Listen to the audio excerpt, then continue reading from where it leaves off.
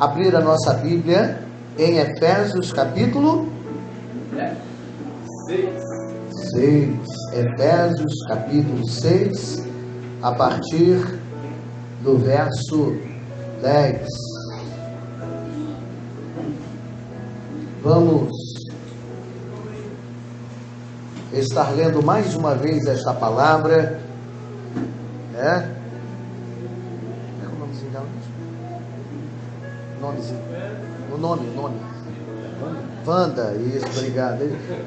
A minha secretária foi mais rápida. Maravilha, né? Estamos com a Wanda aqui mais uma vez. Eu glorifico a Deus pela vida dela, né? E a Cris está muito feliz, né? Pela vida da Wanda, tenho certeza disso. Glórias ao nosso Deus. Quem achou, diga amém. Amém. Então vamos ler neste momento. Efésios capítulo 6, verso 10. Finalmente, irmãos meus, fortalecei-vos no Senhor e na força do seu poder. Revesti-vos de toda a armadura de Deus, para que possais estar firmes contra as astutas ciladas do...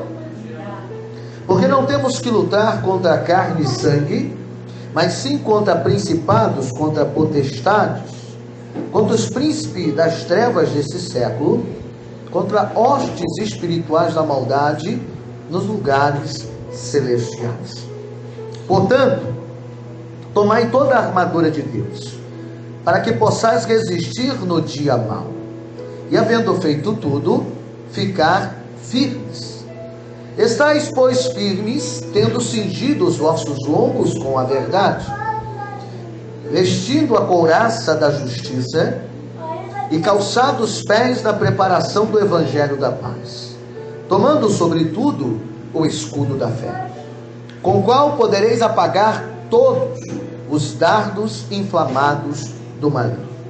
Tomai também o capacete da salvação e a espada do Espírito, que é a palavra de Deus, orando em todo tempo com toda oração e súplica no Espírito, e vigiando nisso com toda perseverança e súplica por todos os santos, e por mim, para que seja dada no abrir da minha boca a palavra com confiança, para fazer notório o mistério do Evangelho, pelo qual sou embaixador em cadeias, para que possa falar dele livremente, como me convém falar.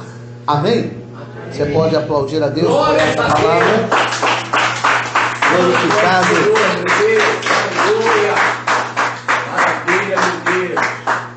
Seja mais uma vez o Espírito do Pai neste lugar. Vou pedir ao evangelista para dar uma subidinha aqui, né? Acho que esse está um pouco mais baixo do que o outro. Estamos... Aleluia. Ok. Estamos, mais uma vez... Maravilha. Estéreo. Maravilha. Glória a Deus. Sempre bom ter boas notícias, né? Eu acabei de receber uma muito boa. Glória a Deus. Estamos mais uma vez focando e observando espiritualmente a nossa real vocação e a nossa real necessidade. Qual é a nossa vocação? A nossa vocação é adorar a Deus. Diga comigo assim: a minha vocação é adorar a Deus. Porque se você tem que ter pelo menos uma vocação na vida, sei que terão outras, várias, mas a maior e a melhor de todas elas, Wanda, é adorar a Deus. Porque a Bíblia diz que nós primeiro temos que adorar o reino dos céus e a sua justiça, e as demais coisas me serão. né? Te serão acrescentadas, nos serão acrescentadas, vos serão acrescentadas. Então a maior vocação é de adorar, né? É de se pôr no lugar de adorador.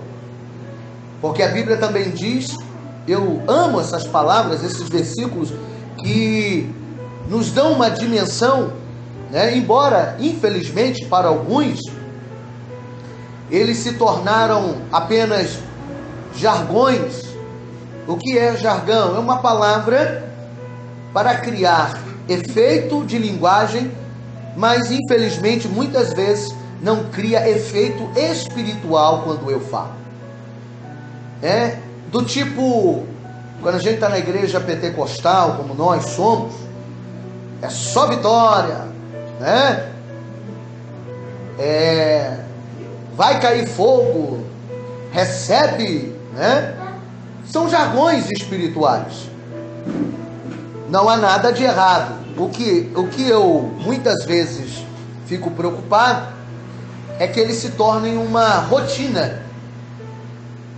E a pior coisa na vida de um servo, de um filho de Deus, e principalmente de um discípulo, que é o que nós estamos já entrando nessa fase, é quando um discípulo ele se permite cair na rotina da adoração. Na adoração não tem rotina. Diga comigo, na adoração não pode existir rotina. Muita gente, quem sabe, já se perguntou ou lhe faz essa pergunta: por que alguns falam reza e outros falam oração? Qual é a diferença, né, dessa palavra ou do que ela significa? Todas as duas é oração. Não há nada de errado em rezar. Não vejo nenhum erro em rezar.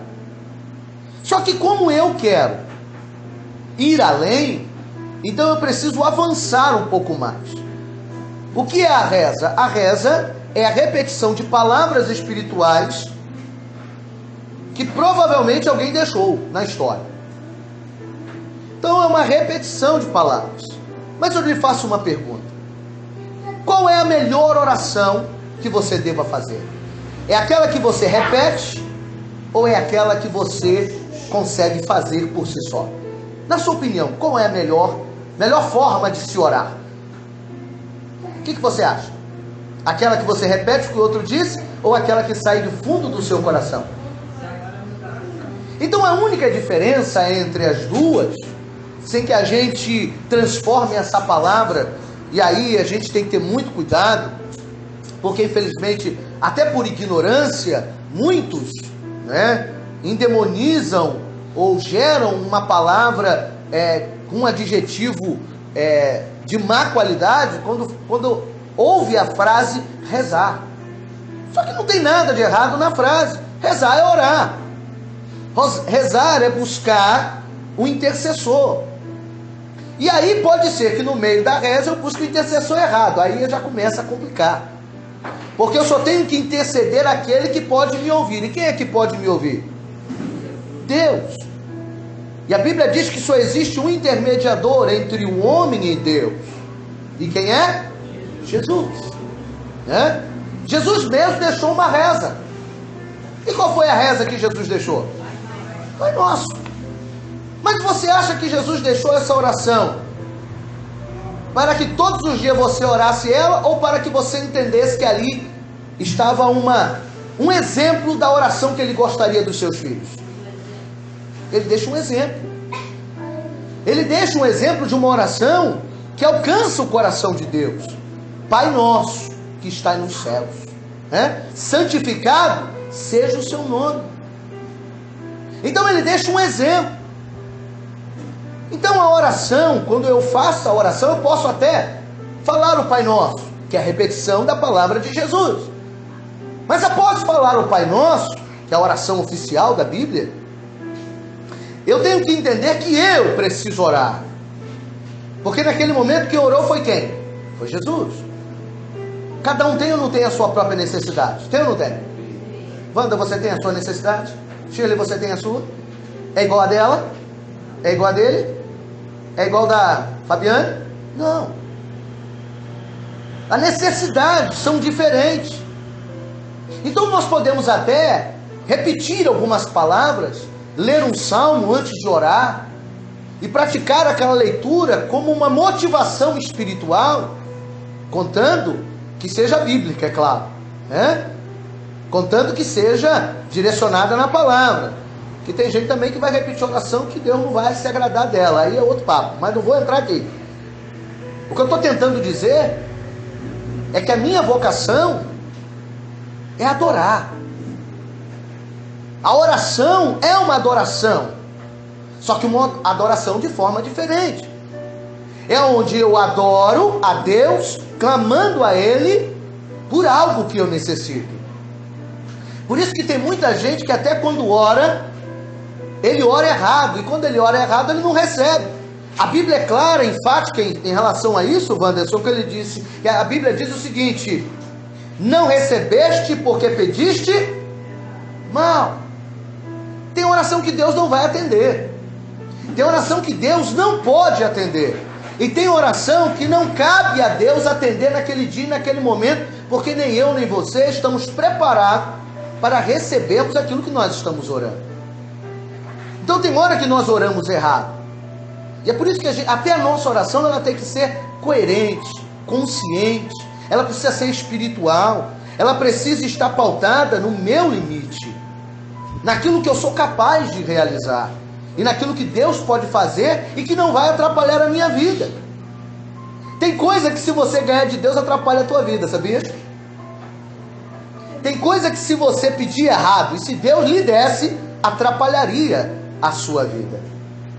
E se atrapalhar a sua vida, vai atrapalhar o mover de Deus. Então por isso que existem coisas que nós nunca vamos ter. E isto não é nenhum pecado, não é nenhum erro. É uma questão de inteligência do próprio Deus. Porque Ele sabe o que você é capaz. O que você é capaz de resistir. O que você é capaz, porque a Bíblia diz que Ele jamais vai dar uma prova ou permitir que uma prova seja na sua vida que você não possa suportar. Então se Deus não te deu algo que você tem pedido, agradeça a Ele. Isso é sinal que Ele está te guardando, te protegendo e te livrando de um mal maior. Amém? Isso são fundamentos espirituais. E como que eu sei, apóstolo? Você tem que deixar o Senhor te revelar. Porque na verdade a gente não tem uma receita. Não tem como a gente dizer, será que isso aqui vai ou não vai me atrapalhar? Você não entregou a sua confiança a Deus, sim ou não? Você crê que Ele vai te dar o que você pode receber? Se você não recebeu, é porque você não pode. Então é uma questão de fé. É uma questão espiritual. E as coisas espirituais e os milagres de Deus não se explicam, eles se vivem. A fé é algo absurdo, a fé não dá para se explicar, mas pode se viver. Embora a fé para mim seja muito real, mas não tem como definir a fé. É apenas a certeza de que tenho que, meu Deus, está comigo naquilo que eu preciso. E é confiar nele acima de todas as coisas. É saber que Ele introduzirá na minha vida aquilo que eu preciso, aquilo que eu realmente necessito, aquilo que realmente vai me fazer bem. Sabe, tem muita gente que está sofrendo hoje, porque teimou com Deus. Eu espero que você nunca tenha conhecido alguém assim. Mas um dia você pode ter a experiência de alguém de dizer assim: eu fui teimoso, eu pedi tanto a Deus algo, e Deus acabou me dando, mas você sabe que eu estou sofrendo demais por causa disso? Porque é tanta luta que eu tenho que passar para sustentar isso, para manter de pé isso. Sabe, até mesmo os ministérios, o ministério que Deus tem para a tua vida, ele é natural, irmão. Ele vai acontecer, ele já está acontecendo, né? Tem gente que quer forçar a barra, tem gente que quer ser pastor de igreja de qualquer jeito. Ele até tem boa vontade, ele só não tem uma coisa chamada estrutura. Ter um ministério, principalmente pastoral, é bom demais, mas todo ministério precisa ter o quê? Estrutura. Sem estrutura, quem está no ministério, ele sofre demais. ele não consegue entender a grandeza e a dificuldade que é estar no ministério também. Porque de boas intenções o inferno está cheio, não é não? Então o que nós precisamos é o que Deus vai nos dar, e não aquilo que nós simplesmente queremos. Eu gostaria muito de cantar bem, mas Deus não quer que eu cante bem. Eu canto mal e vou cantando, e vamos que vamos. Deus tem um ministério para cada um. O Senhor me deu um outro ministério. Isso não quer dizer que será fácil, mas é aquilo que Deus me chamou para ser. Então a minha vocação, acima de qualquer outra coisa, é adorar a Deus, né? É glorificar o nome do Senhor Jesus, né? É estar com Ele em todos os dias da minha vida, porque eu preciso entender que no meio dessa vida espiritual, eu vou me deparar com a realidade espiritual que ela carrega também.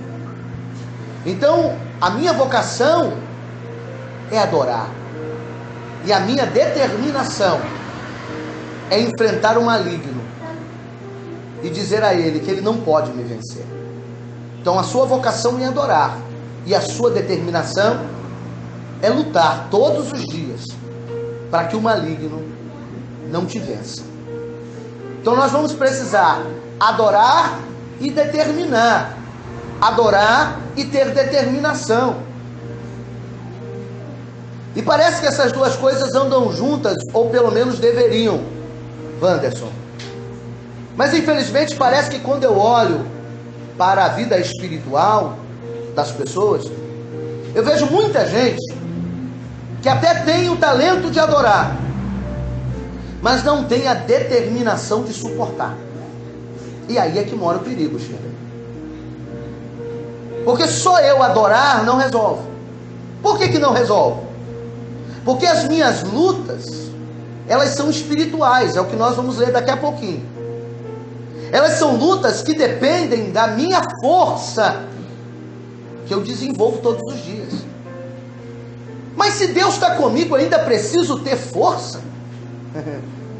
Quem sabe essa pode ser uma pergunta interessante, né? Mas se Deus está comigo, será que eu ainda preciso demonstrar essa força?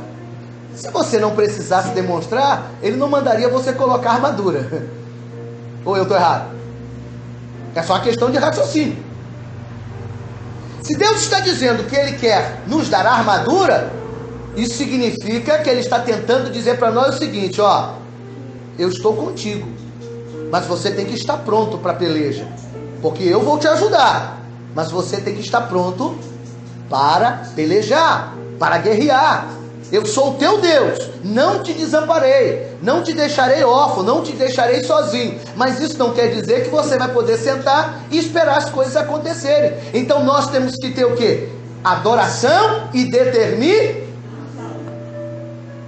Quem sabe essa visão que eu estou passando para você, quem sabe nunca entrou com essa martelada, né, na sua cabeça, ou com essa visão. Por quê? Porque, irmão, vamos ser muito sinceros, e eu não gosto de hipocrisia no altar, eu não gosto de hipocrisia, mas estou dizendo assim, aquela coisa de tentar tampar o sol com a peneira, de tentar colocar na sua mente que você é indestrutível, é imbatível, que ninguém pode contra você. Eu não posso fazer isso, porque tudo isso vai depender de como eu vivo com Deus e de como eu sou diante dele. Porque eu adoro a Deus, mas eu não posso esquecer que eu sou um ser humano, e um ser humano, ele tem que aprender a lidar com os seus dramas, com os seus problemas. Gente, você não tem noção, como eu também não tenho noção do seu, mas vou falar de mim aqui. Você não sabe como eu subi no altar hoje, você não sabe como eu estou hoje aqui, você não tem a mínima noção dos problemas que estão na minha cabeça, das dificuldades que eu tenho que enfrentar, e muitas delas estão batendo na minha porta dizendo: você não vai conseguir, você não vai vencer, porque está maior do que você, é mais forte do que você. é aonde entra a minha determinação.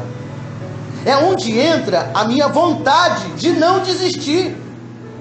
O que eu estou tentando falar hoje aqui para nós é que nós precisamos ter adoração.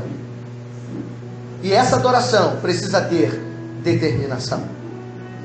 É essa determinação que vai fazer com que a minha adoração seja constante e contínua. Quem está entendendo isso? Amém. Porque eu adoro, porque olha o que acontece. Vamos para a prática. Vou mostrar você na prática. Quantas vezes você chegou na igreja e adorou? Foi uma benção, não foi? Você sentiu a presença, não foi? Você recebeu a palavra de Deus, não foi? Foi. Agora você se lembra também que quando o culto acabou, no outro dia, aconteceu uma crise, um problema, ou seu pensamento, ou uma dificuldade. Um dia antes você adorou com excelência, você foi verdadeiro.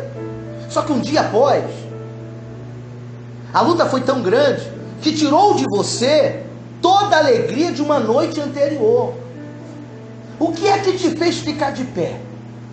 O que é que te fez acreditar no valor de Deus dentro de você? Foi a adoração que você fez um dia antes? Ou foi a determinação no Deus que você tinha? No Deus que você tem? Então a adoração, ela precisa ser constante. Mas para ser constante, eu preciso determinar todos os dias o valor da minha adoração, o peso da minha adoração.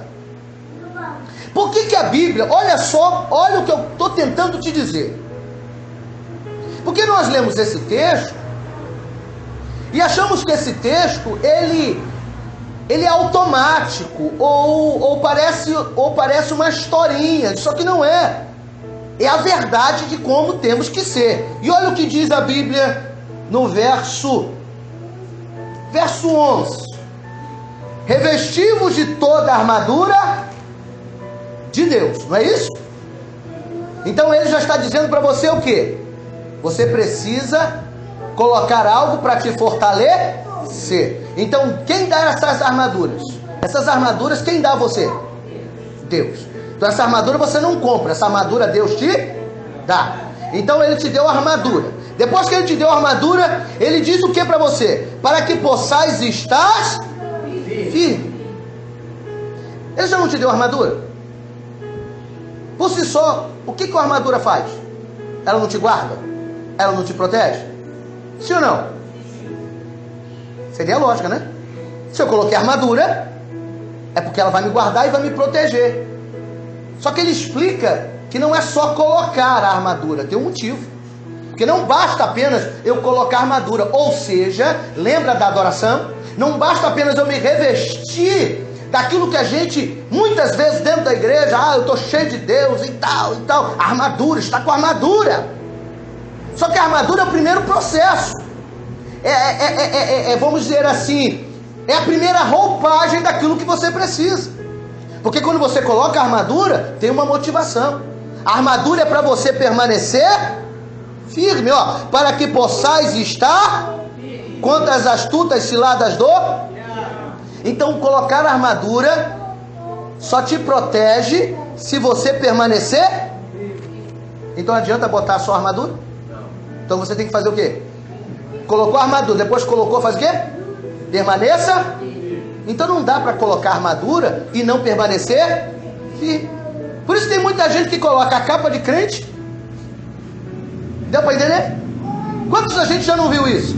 Ele coloca o estereótipo de crente, mas quando você olha para a vida dele é firme ou é mais ou menos? E o diabo bate com força ou não bate?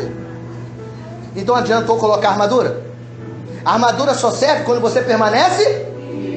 Se você não permanecer firme, o diabo vai continuar te atacando e vai ter ação sobre a tua vida. Então a armadura é o início do processo. Porque Deus já está dizendo, eu vou te dar o que é necessário. O que é necessário? A minha força está sobre você. Agora você precisa permanecer firme. E permanecer firme o que é? É ter o quê? Não foi isso que eu disse para você? A armadura é aquilo que te faz ver Deus, ou seja, é o campo espiritual, porque a armadura quem dá é Deus. Então é o campo espiritual que Ele te dá. E aí Ele diz para que possais estar. Quem é que tem que estar firme? A armadura ou você? A armadura quem deu? Quem foi que vestiu? Não. Vou perguntar de novo. Atenção, vamos Paulinha do titio Arilei. Aleluia. Maravilha. Então, papai faz o seguinte: ele desce do céu com a armadura. A armadura é de quem? Ele dá a quem?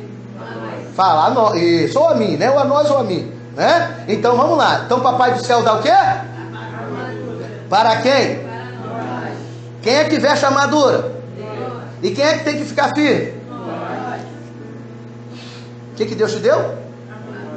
Quem é que vestiu a armadura? E quem é que tem que ter determinação?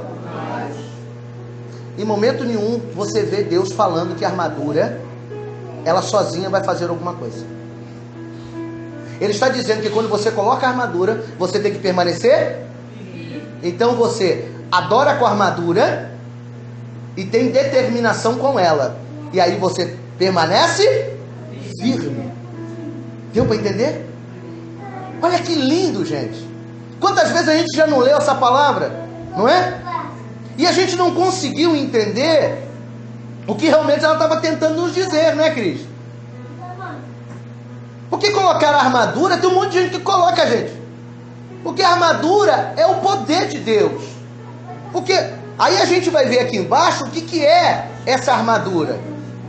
Só que colocar essa armadura e não ter determinação, aí você vai entender porque que não funciona. É quando eu começar a ler mais para baixo. Primeiro eu te fiz pensar. Você tem convicção de tudo que eu disse até aqui? Ficou dúvida? Porque está claro. Só que eu expliquei para você de um jeito diferente. Eu mostrei para você que tem muita gente apenas se gabando porque colocou armadura. Ah, eu tenho as armaduras de Deus. A pergunta, quando alguém falar assim para você, a pergunta é a seguinte: você tem as armaduras? Eu tenho. E você está firme com ela? Aí você quebra. Porque muita gente tem armadura, mas não está? Porque a armadura tem que saber usar. E aí a gente vai entender mais embaixo o porquê que a gente tem que estar firme. Porque senão a queda é certa. E aí ele diz o quê? Porque não temos que lutar nem contra a carne, nem sangue, mas sim contra principados e potestades, contra os príncipes das trevas deste século. Vamos entender um pouquinho isso aqui. Eu falei isso aqui semana que passou, mas eu quero voltar aqui de novo, só que por uma outra visão agora. Nós precisamos entender que no reino espiritual existem atividades paranormais, ou espirituais, ou anormais, seja do jeito que você quiser ver. São atividades malignas. E essas atividades, elas têm características. Isso nós vamos aprender aí na teologia, que é uma ciência chamada demonologia, que vai falar sobre a ação e a manifestação de demônios. Primeira coisa que nós temos que saber: demônio, ele não tem nome, ele tem função. E aqueles demônios que a gente já ouviu falar, isso na verdade são nomes dados de forma terrena. Tanto que quando Jesus pergunta para o endemoniado de Gadara: quem é você? Ele diz: eu sou a pombagira. Ele diz: eu sou o tranca-rua. Ele diz o quê? Eu sou uma legião. O que é uma legião? Para você que não sabe, é um número não muito definido, mas tem-se a entender que uma legião está entre 3.000 a 6.000 demônios, tá? São números que podem estar bem diferente disso, mas resumindo, é uma renca de capeta. É demônio para mais de metro. Um já faz um estrago, você imagina mais de 1.000. Deu para entender? Então não vamos nos preocupar com o número, ok? Por quê? Tem-se essa palavra porque legião vem de soldados, tá? E uma legião de soldados está dentro desse número, de 3.000 a 6.000 soldados. Quem já ouviu falar da legião da Boa Vontade? Não, Legião de Boa Vontade é outra coisa. Legião, como é que é? Tem uns soldados que tem um nome desse, gente. Legionários, não, é um grupo francês aí, mas enfim, pula essa parte. Então está em torno desse número. Aí quando Jesus pergunta para um endemoniado de Gadara, ele não fala que é o Exu Caveira, Tranca-Rua, Maria Mulambo, Zé Pretinho, Zé Pretão, Pombagira de 7 saias, 21, 14 saias. Ele não fala, ele diz que é uma legião. Porque demônio, ele não tem nome. Demônio tem função. Então por que existem os nomes, apóstolo? São nomes dados principalmente nos locais que eles são adorados. Então ali existem nomes que foram dados a eles, né? E aí eu não tenho nada a ver com isso. Então cada um tem uma função. E possivelmente os nomes foram dados pelas suas características. Demônio Tranca-Rua, ele faz o quê? Ele tranca os caminhos. Então por isso que o nome dele é Tranca-Rua, né? Pombagira 7 sai, o que ela faz? Ela tem um espírito de... Tem muita gente que... Quer ver outra coisa? Tem gente que acha que é pombagira só dá em mulher. Quem disse pra você? Só porque é pombagira, não, só pega em mulher. Quem disse? Pombagira é um espírito de prostituição. E que pode pegar qualquer um. Desde o homem à mulher. Amém? Então são detalhes que às vezes a gente ouve e nunca para pensar. Mas o que eu estou tentando falar aqui é que existem características. Então eles têm fundamentos para agir. Principados, potestades. O que é principado? O que a Bíblia está falando? Ó, principados. O que é? Ou que tipo de demônio é e aonde ele age? Acho importante você saber disso. Pode ser que você nunca venha precisar, mas é importante que você saiba. Você quer saber? Você quer conhecer a ação deles? Até para você identificar? Sim ou não? Sim. Principado. Aonde age os demônios chamados principados? Principado vem de príncipe, que vem de governo e que vem de autoridade. Então todo principado ele tem uma ação. É ação governamental. Isso é sério. Principados eles agem para determinar leis malignas sobre a população. Ou seja, se nós não clamarmos e nós não orarmos para repreender esses principados, nós podemos estar sendo regidos por homens que são, homens, quando eu digo no sentido geral da palavra, homens que estão sendo usados por principados. Os principados, eles agem para tentar arrancar, vamos dizer assim, ou do nosso município, ou do nosso estado, ou do nosso país, a vontade que as pessoas têm de adorar a Deus. E como que isso acontece? Com leis malignas. Você está entendendo? Por que a gente tem que estar atento a isso? Por que a igreja, muitas vezes, e aquele que está pronto e preparado para isso, muitas vezes, precisa estar, infelizmente, na política? Porque, infelizmente, os principados, eles agem dentro da política. Por quê? As leis, elas saem da onde? Elas saem do poder executivo e do poder legislativo. Então, os principados, eles agem aonde? Nessa esfera.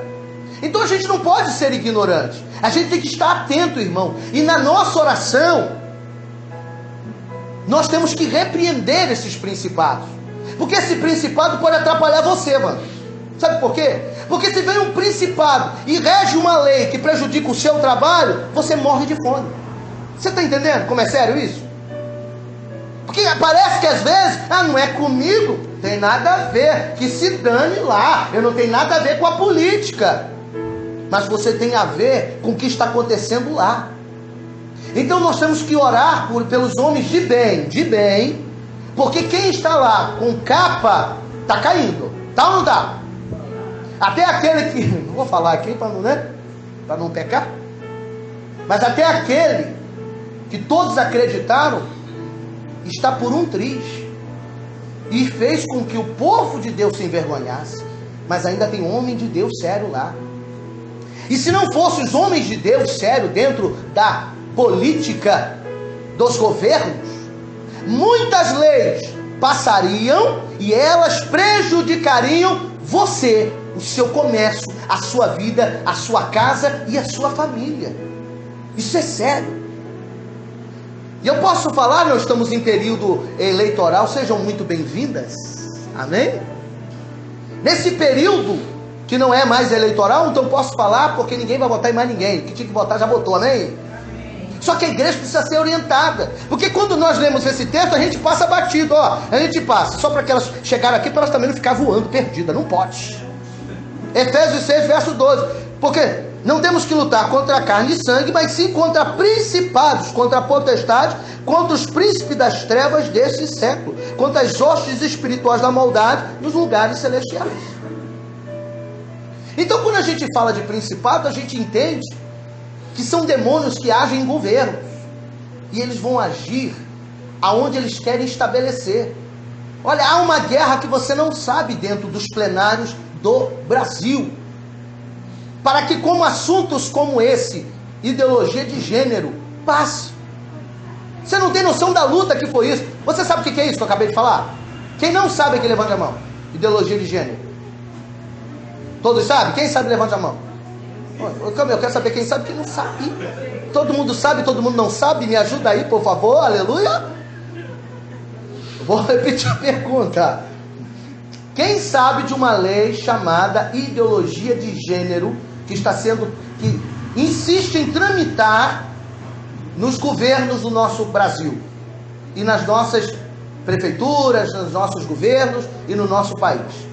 Ok? Quem conhece essa lei, levante a mão. Então ninguém conhece. Quem não conhece, levante a mão. Agora ajudou. Amém. Fiquei preocupado, irmão. Falei, o que é isso?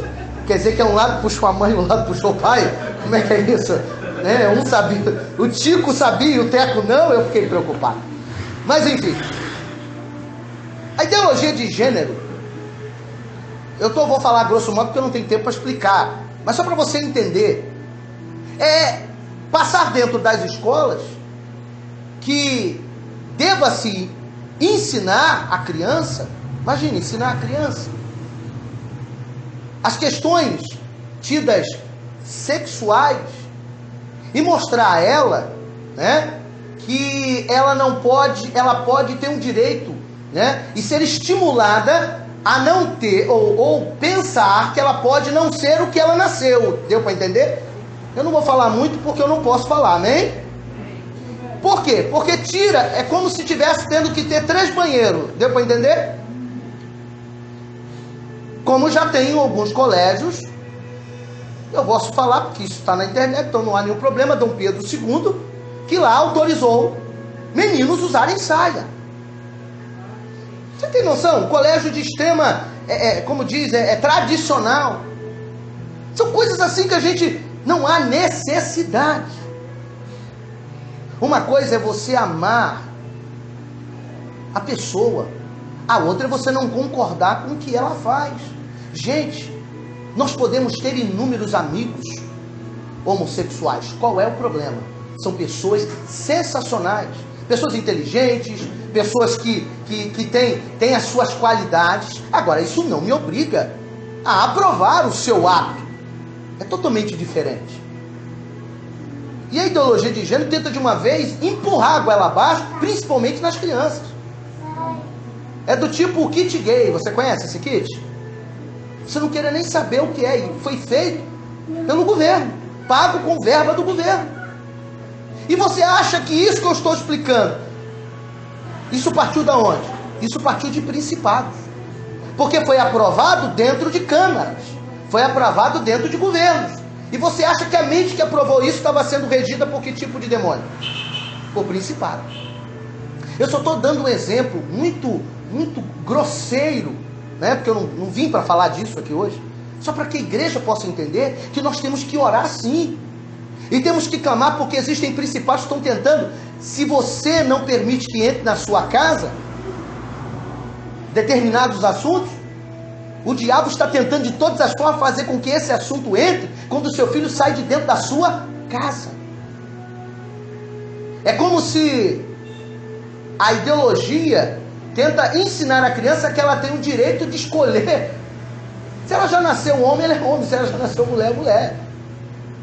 E aí bota uma interrogação. Você tem noção do que é colocar uma interrogação em um cérebro que está em formação?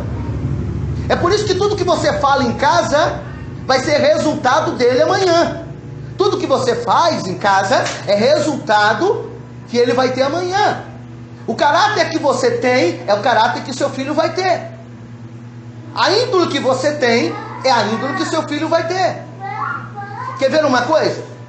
Às vezes a gente nem se toca, mas quando a gente está dentro, aqui não tem, graças a Deus, aleluia. Mas imaginou aquelas pessoas que devem, a Deus ninguém deve, mas deve a todo mundo? Né? Todo mundo deve a Deus, é todo mundo. Ninguém deve a Deus, não. Que Deus quando cobra, cobra com força, quero ver quem não paga. Não é verdade? Amém ou não amém? Eu quero ver quem é que deve a Deus. Estou devendo a Deus, tá assim. É que Deus não te cobrou, bobo.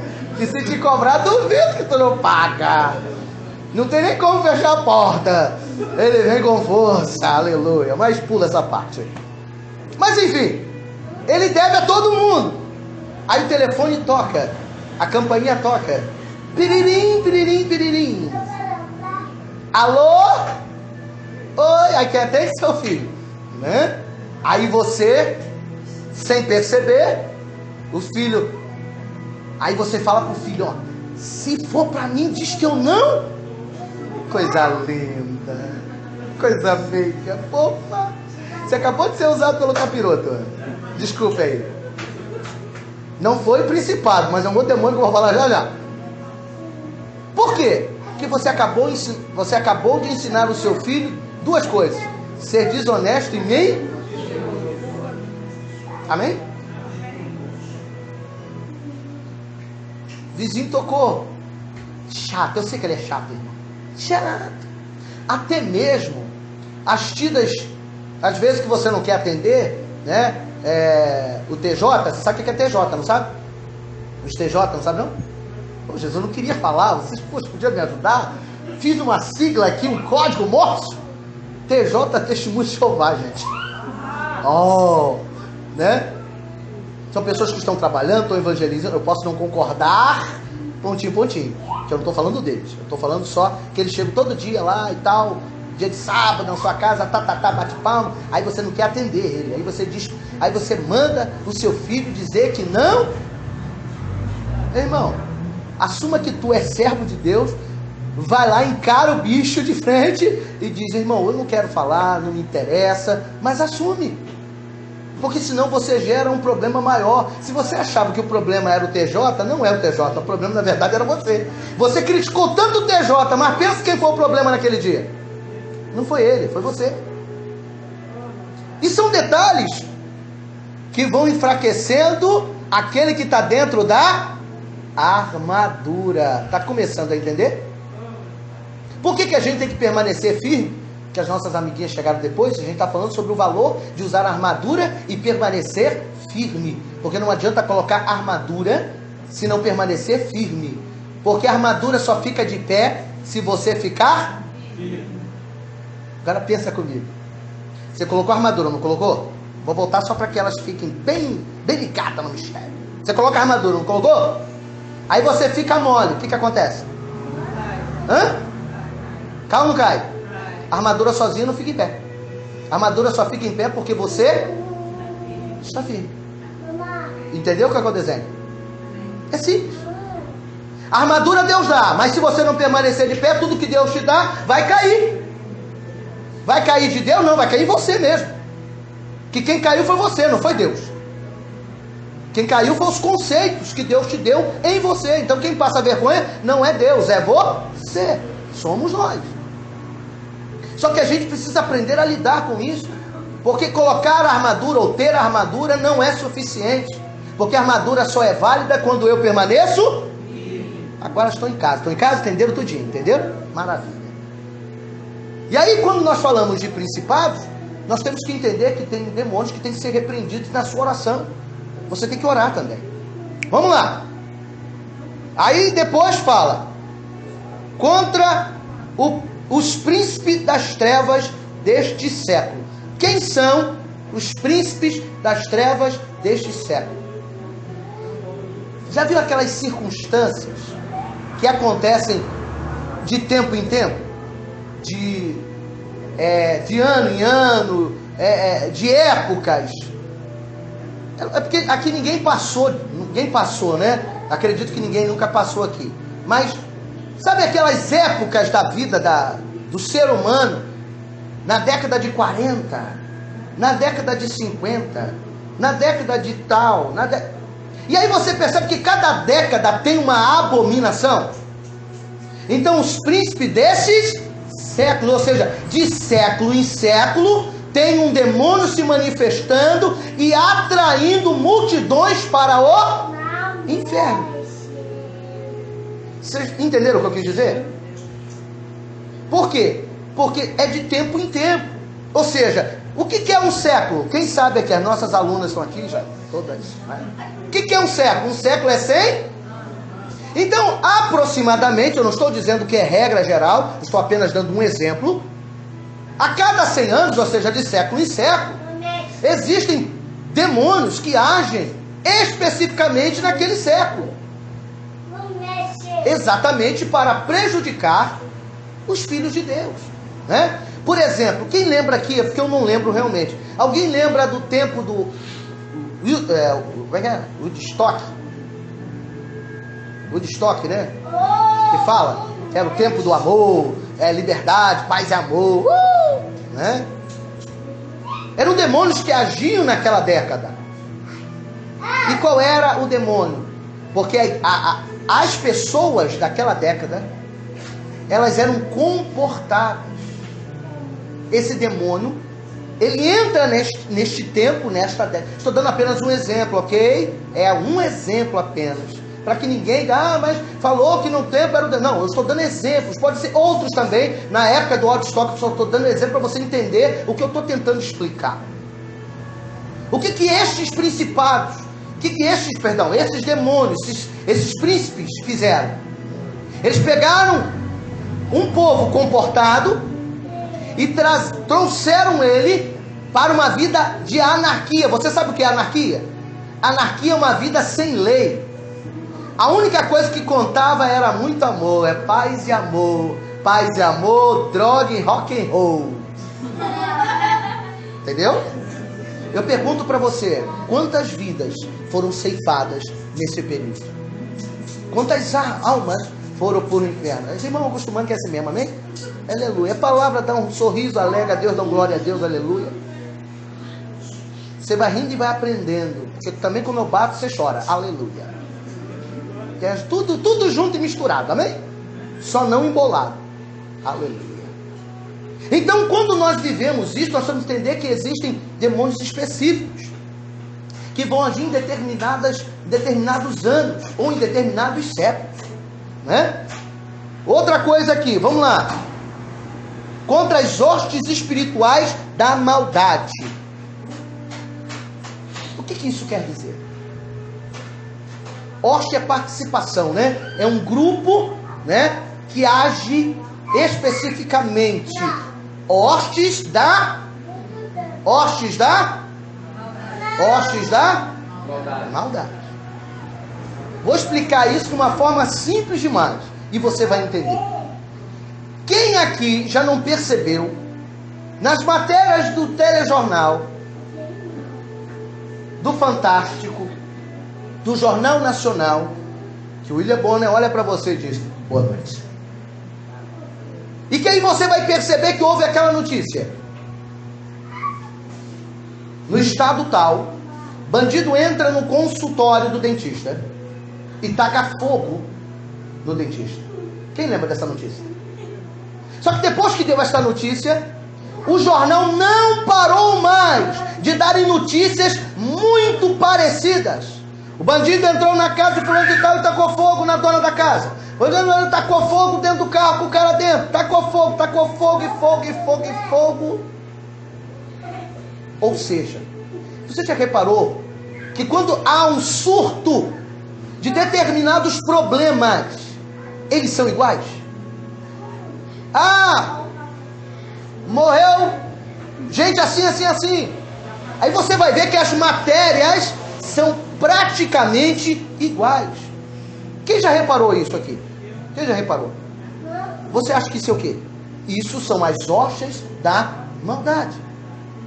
Eles agem ou naquela semana igualzinho, e vai fazendo uma sequência. E quantas notícias terríveis nós ouvimos em relação a isso.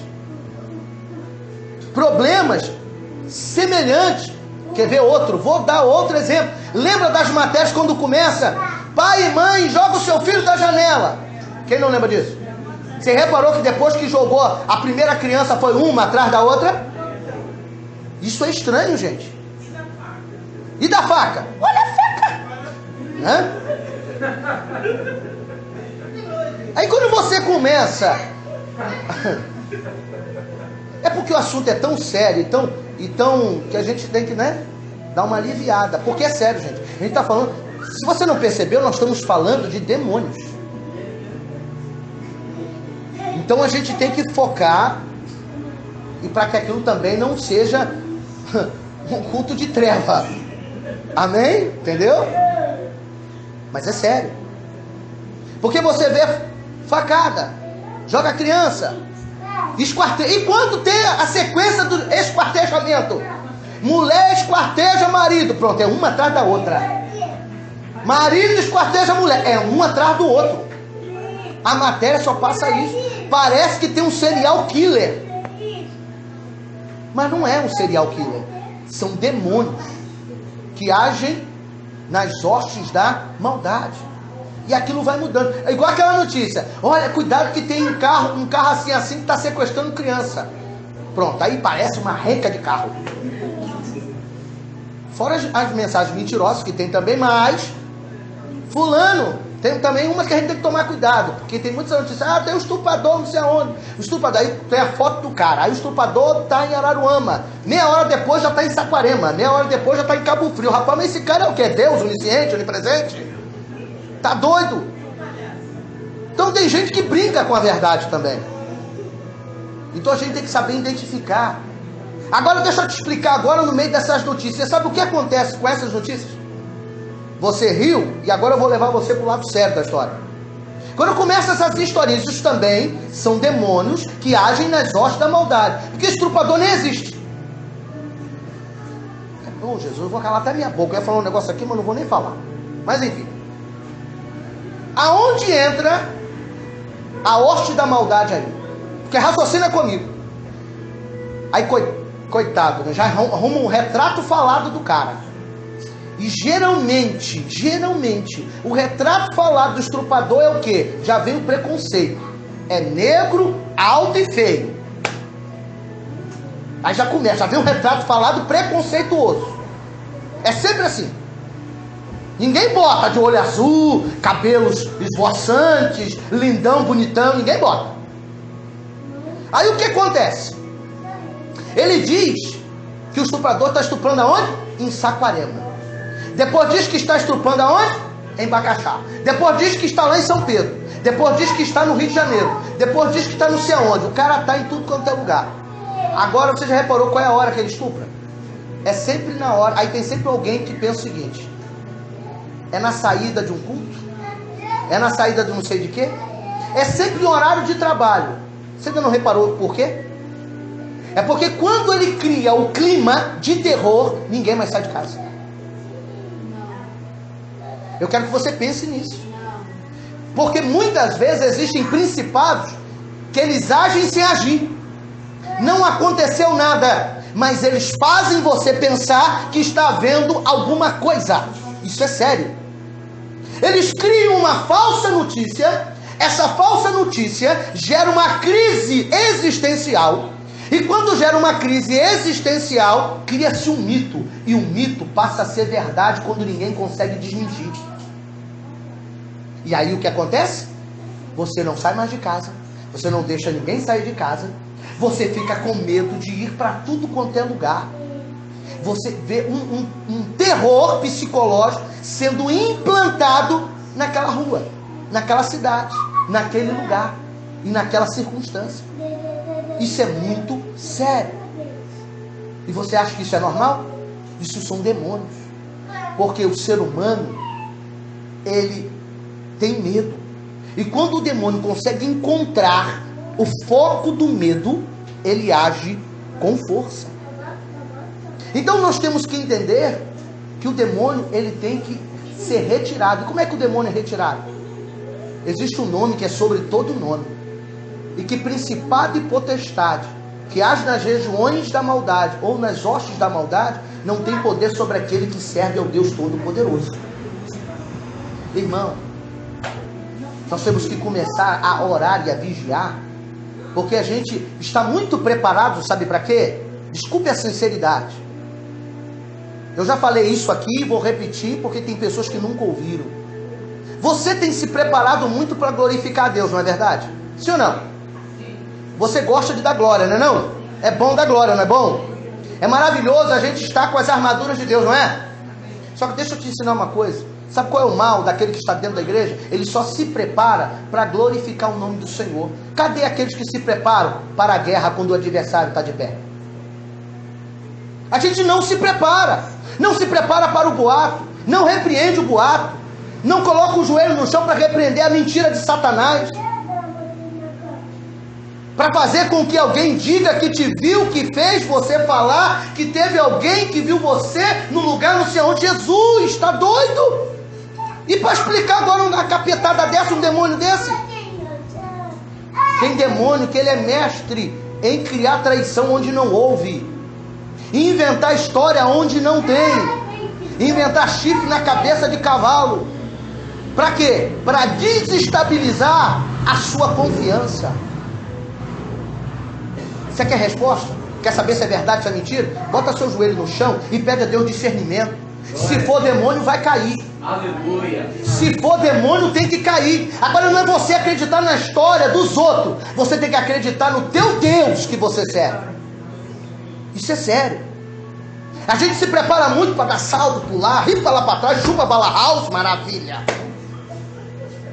Eita glória! Sirique canta, Sirique louva. Aí quando o diabo dá-lhe uma chapuletada, o que aconteceu? Qual foi o trem que me pegou? Anotaram a placa? Não, ninguém anotou. Por quê? Porque tu estava distraído. A gente está rindo, mas porque é verdade, gente. É a pura realidade. A igreja se prepara. Eu vou preparar um versículo ótimo, legal. Vou preparar um louvor ótimo, lindo, sensacional. Eu vou preparar hoje uma mensagem, onde aqui Jeová vai descer, vai matar no céu. Só que na verdade, eu tenho que estar preparado para tudo isso e mais alguma coisa. Porque olha o que Deus diz, depois que Ele manda eu colocar o trem da armadura. Ele manda eu ficar firme para quê? Para encarar o capeta, encarar a potestade, encarar o principado, encarar aquela capetada toda. Tá bom para você ou o que mais? Aí a gente acha que vai dar só glória a Deus. Vai, bobo. Você não vai dar só glória a Deus. Você vai dar glória a Deus porque você vai vencer o maligno. É por isso que a Bíblia diz: fica tranquilo que o diabo vai fugir de vós, não é isso? É isso que a Bíblia diz? Fica tranquilo. Não é não? Ah, não é não. A minha Bíblia está errada. O que a Bíblia diz então? Resistir. E o que é resistir, irmão? O que é resistir? Eu disse para você no início, para a nossa irmã notar, então eu vou repetir, aleluia. Eu disse para você no início que nós temos que ter duas coisas. Primeiro, o sentimento de adoração. Segundo, determinação. Adoração está na armadura, aquilo que Deus te dá espiritualmente. E determinação está em você ficar firme ou forte. Então quando eu resisto o diabo, eu resisto porque eu tive o quê? Ninguém resiste o diabo. Oh, vidas, oh céu, ninguém tem paciência comigo. Ninguém resiste o diabo fraco. Ninguém resiste o diabo frágil. Ninguém resiste o diabo. Será? Quem sabe? Eu não sei. Ninguém resiste o diabo em dúvida. Você só consegue resistir o diabo quando tem o quê? Determinação. E determinação é o quê? Ser. Já misturou, né? Certeza com firme, ficou o quê? Ser ter firme, né? Pronto, maravilha, criamos uma frase, pronto. Seja ser ter firme. Certeza confirme, pronto. Português é nosso, ninguém tem nada a ver com isso. Diga qualquer coisa, se te perguntar, isso é mistério. É mistério, isso é língua estranha, mistério. Senta firme, senta firme. É mistério. Na verdade, a gente está preparado demais, ou se prepara demais para glorificar, mas se prepara de menos para lutar. Esse é o grande problema. E sabe qual é o outro grande problema? Acabou.